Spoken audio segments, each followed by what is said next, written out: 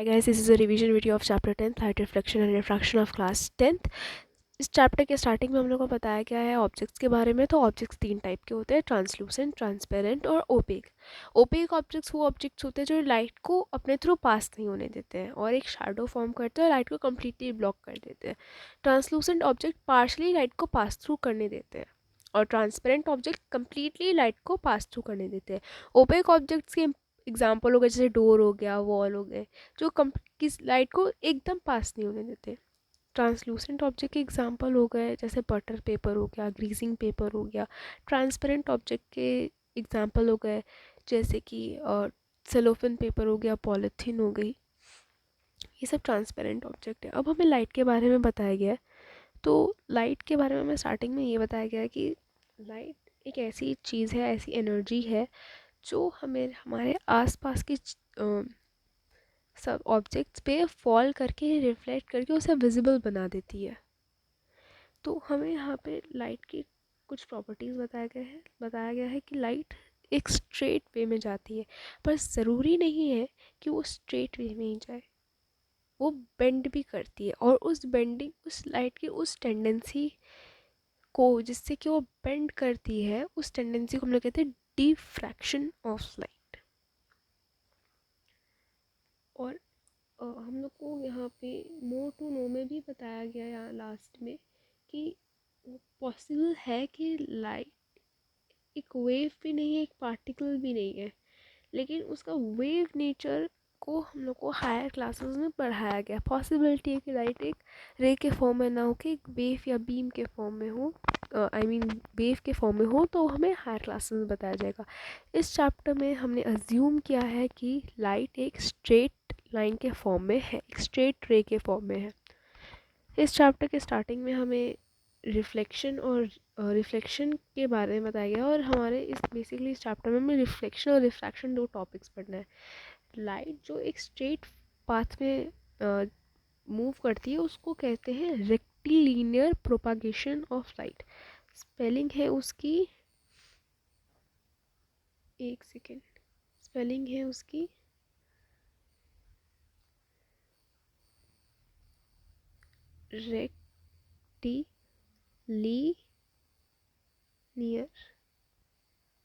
Rectilinear propagation of light.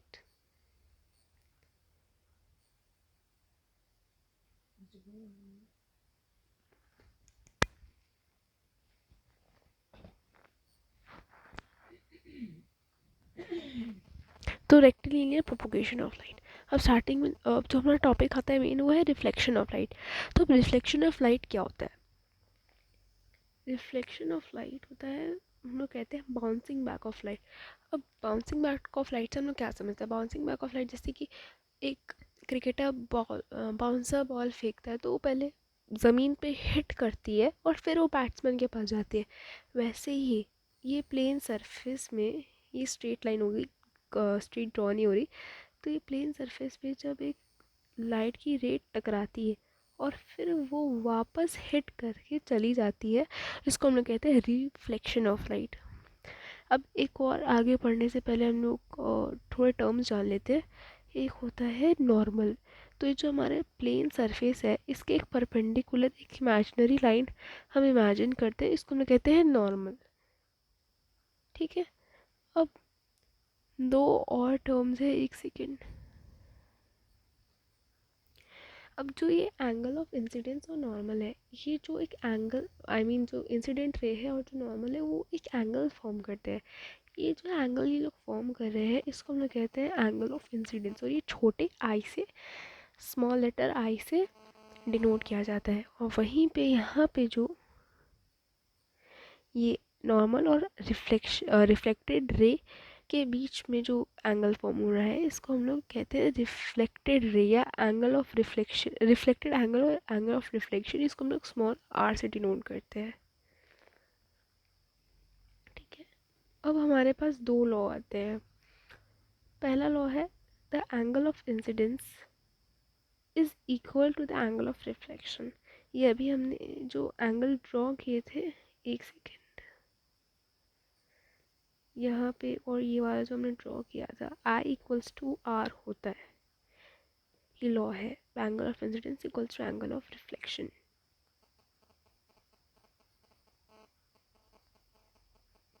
अब second law है the incident ray. Incident ray क्या, जो रे फॉल की है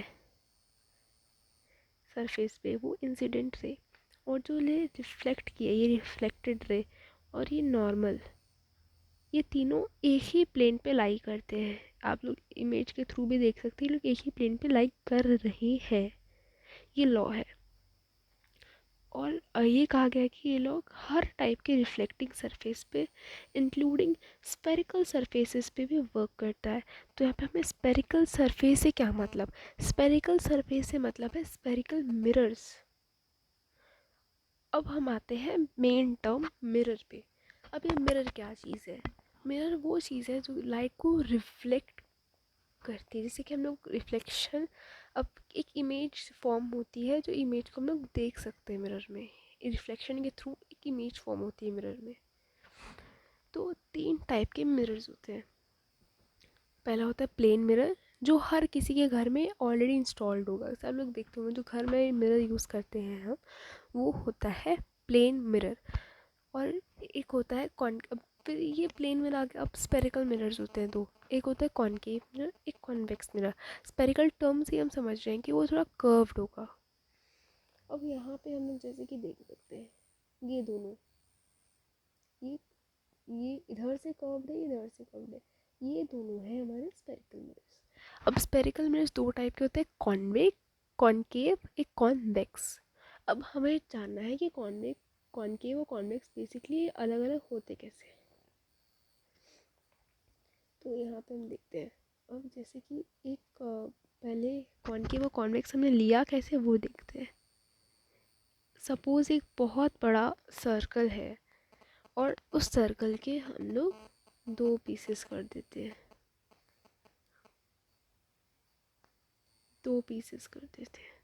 ओके। तो और इन दो पीसेस को हम लोग अलग अलग निकाल के यहाँ रख लेते हैं। तो एक ऐसे आएगा और एक ऐसे आएगा, ओके। अब हम लोग ये दो मिरर्स को ले लेते हैं। अब जिस मिरर का इनर पोर्शन, ये जो केव है, अंदर से केव अंदर जाते हैं तो गुफा अंदर से खोखला होता है, तो जिसका खोखला पोर्शन रिफ्लेक्ट करेगा उसको हम लोग कहते हैं कॉनकेव मिरर। और जिसका बाहर वाला पोर्शन रिफ्लेक्ट करेगा, ये वाला पोर्शन, उसको हम लोग कहते हैं कॉन्वेक्स।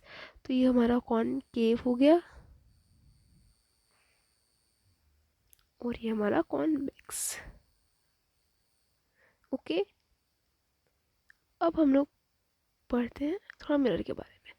अब जो मिरर है, प्लेन मिरर हमारा, किसी भी मिरर के एक वो होना चाहिए, मतलब प्रॉपर्टी होती है कि एक नॉर्मल ग्लास को लेके जो पोर्शन उसका रिफ्लेक्शन करवा रहा है उसके ऑपोजिट साइड में एक रेड लेड की कोटिंग हो जाती है, उसके ऊपर एक सिल्वर शाइनी सरफेस लगा दिया जाता है और उसके पीछे सिल्वर की मतलब शाइनी सरफेस की कोटिंग कर दी जाती है, जिसकी वजह से आगे वाला पार्ट उसका रिफ्लेक्ट करने लगता है।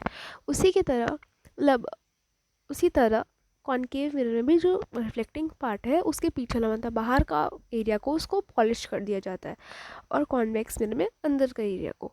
अब हम लोग प्रॉपर्टी समझते हैं प्लेन मिरर की। पहले प्लेन मिरर की प्रॉपर्टी ये होती है कि जो वो इमेज फॉर्म करता है वो सेम साइज़ का होता है, सेम शेप का होता है, सेम कलर का होता है, वर्चुअल होता है। वर्चुअल मतलब उसको हम लोग एक स्क्रीन पे ऑब्टेन नहीं कर सकते, इरेक्ट मतलब सीधा होता है। और एक और स्पेशलिटी है उसकी कि वो लैटरली इन्वर्टेड इमेज फॉर्म करता है। मतलब लैटरली इन्वर्टेड मतलब जो मेरा राइट होगा वो इमेज में उसका वो लेफ़्ट होगा, और जो मेरा लेफ़्ट होगा इमेज में उसका वो राइट होगा। आप लोग समझ गए होंगे लैटरली इन्वर्टेड का मतलब क्या होता है। बाकी सब उस ऑब्जेक्ट और इमेज का सेम होता है। ऑब्जेक्ट क्या होता है, अगर आप लोग को ऑब्जेक्ट का मतलब पता नहीं ऑब्जेक्ट होता क्या, तो वो ऑब्जेक्ट वो चीज़ होती है जिसकी रिफ्लेक्शन हम लोग करवाते हैं, जिस चीज़ की इमेज फॉर्म होती है जिसका हम लोग रिफ्लेक्शन करवाते हैं उसको हम लोग बोलते हैं ऑब्जेक्ट। और उसके बाद हमारे आते हैं स्पेरिकल मिरर्स। तो स्पेरिकल मिरर्स में जैसा कि मैंने बताया कि बाहर वाला एरिया कॉनकेव में बाहर वाला एरिया कर्व्ड होता है, कॉन्वेक्स में अंदर वाला एरिया कर्व्ड होता है। और इसे हम शो ऐसे करते हैं, एक सेकेंड।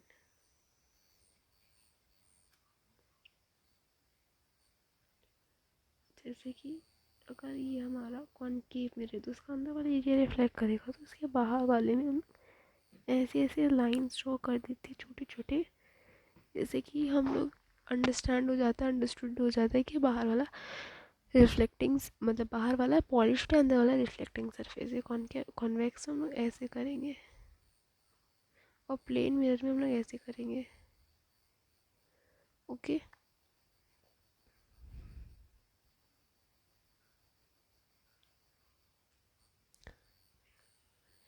अब हमारे आते हैं स्फेरिकल मिरर। जब हम उनकी प्रॉपर्टी समझते हैं, मतलब स्फेरिकल मिरर को स्टडी करने के लिए हमें थोड़े उसके मेन पॉइंट समझने पड़ेंगे। जैसे कि मैंने आपको बताया, स्फेरिकल मिरर को हमने एक बहुत बड़े बॉल से कट किया है ना,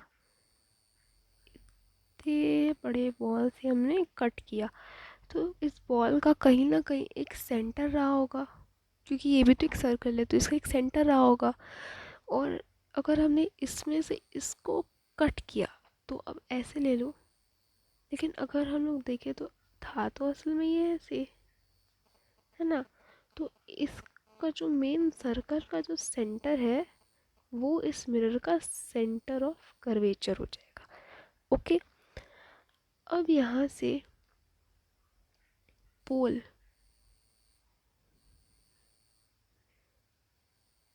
पोल तक, पोल क्या है, ये जो हमने मिरर लिया है, ये जो हमने मिरर लिया है कट करके, इसका जो सेंटर है वो पोल होता है। अब हम इसको ऐसे जॉइन कर दें सेंटर से पोल तक, तो ये हमारा हो जाएगा रेडियस ऑफ कर्वेचर। ओके, अब रेडियस ऑफ कर्वेचर ये हमारा हो गया।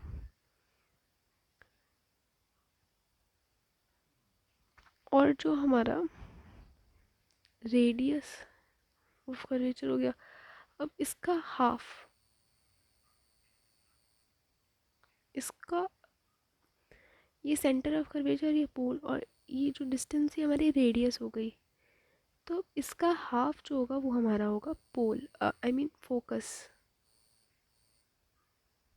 ओके, इतने पॉइंट्स हम लोग को याद करके रखने थे।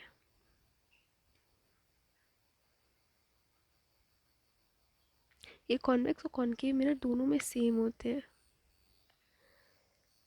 इसके बाद अब हम आते हैं, देखते हैं कौन से पॉइंट्स हमारे छूट गए। प्रिंसिपल एक्सिस हमारा छूट गया, तो प्रिंसिपल एक्सिस जो लाइन हमने ड्रॉ की थी, जिससे हम लोग जिसके जिसके कंपैरिजन में हम लोग रिफ्लेक्शन करवाते हैं, उस एक्सिस को, उस लाइन को हम लोग कहते हैं प्रिंसिपल एक्सिस। ओके, यहाँ पे डेफिनेशंस बुक में दी होगी, दी है, आप लोग पर्टिकुलरली डेफिनेशन अगर आपको चाहिए तो आप बुक में सर्च करें, आपको मिल जाएगा। जैसे कि एक सेकेंड, यहाँ पे पोल का दिया हुआ है, यहाँ से centre of pole, reflecting surface यहाँ तक पोल का दिया हुआ है। यहाँ तक बेसिकली ये वीडियो में मैं आपको एग्जैक्टली बस बता रही हूँ कि है क्या, डेफिनेशन आपको बुक से खोजनी पड़ेगी, पर्टिकुलर डेफिनेशन। इसके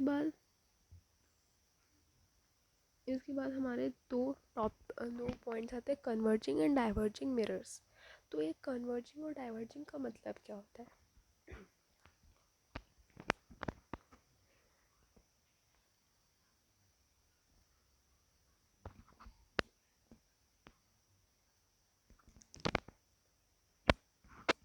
हमारे यहाँ पे एक एक्टिविटी भी दी हुई है कि जैसे जो सनलाइट है उसमें हम लोग अगर एक कॉनकेव मिरर को लेके अपने हाथ में रखें और डायरेक्ट उसको रिफ्लेक्ट करवाएं, सन के रिफ्लेक्ट करवाएं एक पेपर पे, अगर हम लोग एक ऐसा करें कि पेपर पे हम लोग कॉनकेव मिरर को ऐसे सेट करें कि वो पेपर पर डायरेक्ट सन की रिफ्लेक्शन शो करे, तो पेपर के साथ क्या होगा, तो पेपर बर्न करने लगेगा और वो फायर भी पकड़ सकता है। और मे बी वो फायर भी पकड़ सकता है। ऐसा क्यों होता है, मतलब ऐसा क्यों हुआ, ऐसा क्या हुआ कि वो, तो इसका आंसर है कि वो थोड़ा कंसंट्रेशन जो सन की रेज़ का था वो एक जगह पे पड़ गया। तो ऐसा क्यों पड़ा, वो कॉनकेव मिरर में ऐसा क्या था कि वो पड़ा, उसका कंसंट्रेशन एक ही जगह पे पड़ गया। तो यही फैक्ट है कन्वर्जिंग एंड डाइवर्जिंग, हम लोग यही पढ़ने जा रहे हैं। तो कॉनकेव मिरर की एक प्रॉपर्टी है कि, अच्छा पहले मैं आपको बता दूँ कि कोई भी लाइन जो प्रिंसिपल एक्सिस के पैरेलल होती है वो फोकस के थ्रू पास करेगी कॉनकेव मिरर में। ओके, तो अब हमें यही पढ़ना है। अब ये हमारा कॉनकेव मिरर है, इसके बाहर वाला पोर्शन शाइनिंग है तो अंदर वाला रिफ्लेक्ट है, इसका मतलब कॉनकेव मिरर है। अब हमारा यहाँ पे हम लोग देख सकते हैं कि जैसे कि ये वाली रे हो गई, ये वाली रे हो गई, सब रिफ्लेक्ट कर रही है यहाँ से, और रिफ्लेक्ट करके सारी रेज हमारी फोकस पे मीट कर रही है। कन्वर्ज मतलब एक जगह मिल जाना, एक पॉइंट पे मिल जाना। ये सब मिल रही है एक ही जगह पे, कहाँ मिल रही है, वो जगह का नाम क्या है, फोकस। सब रेज आके एक जगह पे मिल जा रही है, पहली वाली, सेकंड वाली, थर्ड वाली, फोर्थ वाली, सब यहाँ पे आके फोकस पे मिल रही है। मतलब इसमें जितनी भी रेज आ रही है कॉनकेव मिरर में वो एट लास्ट फोकस पे मीट कर रही है। जितनी भी पैरेलल रेज आ रही है, इसका मतलब रेज यहाँ पे कन्वर्ज हो जा रही है, इसलिए हम लोग कॉनकेव मिरर को कन्वर्जिंग मिरर भी कहते हैं। इसलिए जो ये एक्टिविटी ऊपर दी हुई थी, ये जो एक्टिविटी सनरेज वाली दी हुई थी, आप लोग एक्टिविटी पढ़िएगा, इसमें दिया हुआ है कि एक पेपर रखना है, कॉनकेव मिरर को ऐसे सेट करना है कि सन की रेज डायरेक्ट पेपर पे पड़े, और फिर रिजल्ट में ये होता है कि पेपर जलने लगता है। तो ऐसा क्यों हुआ, क्योंकि सारी सन की रेज एक जगह कॉन्सेंट्रेट हो गई, और कॉन्सेंट्रेट होने का रीज़न क्या था, ये रीज़न था कि कॉनकेव मिरर में अगर पैरेलल रेज आएंगी, किसी भी लाइट ऑब्जेक्ट, किसी भी लाइट रेज आएंगी पैरेलल, तो वो एक जगह पे कन्वर्ज होने लगेंगी, एक जगह पे मीट करने लगेंगी, जैसे यहाँ पे फोकस पे मीट कर रही है। इसी वजह से पेपर पे ज़्यादा गर्मी होने की वजह से वो जलने लग गया, और इसी कारण हम लोग कॉनकेव मिरर को कन्वर्जिंग मिरर भी कहते हैं। और हम लोग कॉन्वेक्स मिरर को डाइवर्जिंग मिरर कहते हैं। हम लोग क्यों कहते हैं ऐसा, हम लोग कॉन्वेक्स मिरर को डाइवर्जिंग मिरर इसलिए कहते हैं क्योंकि यहाँ पे जितनी भी पैरेलल रेज आ रही हैं वो दूर चली जा रही हैं। जैसा कि हम लोग यहाँ देख सकते हैं, एक सेकेंड, जैसा कि हम लोग यहाँ देख सकते हैं, ये आया दूर चला गया, ये आया दूर चला गया, ये आया, ये तो लग सकता है, या दूर चला गया था, दूर चला, डाइवर्ज मतलब दूर चला जाना। तो यहाँ पे जैसे हम लोग देख सकते हैं, अगर पैरेलल रेज आ रही है तो दूर चली जा रही है, इसलिए हम लोग कॉन्वर्ज, हम लोग सॉरी, हम लोग कॉन्वेक्स मिरर को डाइवर्जिंग मिरर भी कहते हैं।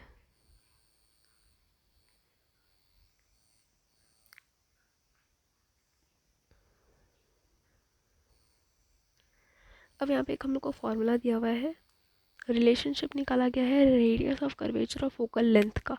फोकल लेंथ क्या होती है भाई, हम लोग फोकल लेंथ भी जान लेते हैं। हम लोग एक टर्म छूट गया हमारा, focal length. Focal length focus और पोल की बीच की दूरी को कहते हैं, इसको हम लोग फोकल लेंथ कहते हैं। तो अब हम लोग अगर निकाला गया किसके किसके बीच में रिलेशन, हमारा निकाला गया है रेडियस, रेडियस और फोकस के बीच में रिलेशन निकाला गया है। तो एग्जैक्टली मैंने अभी आपको बताया कि फोकस, फोकस आधा होता है रेडियस का। तो हमारा अगर फोकल लेंथ खोजनी होगी तो वो आर इक्वल्स टू 2f होगी, या r/2 इक्वल्स टू f हो जाएगा। ओके,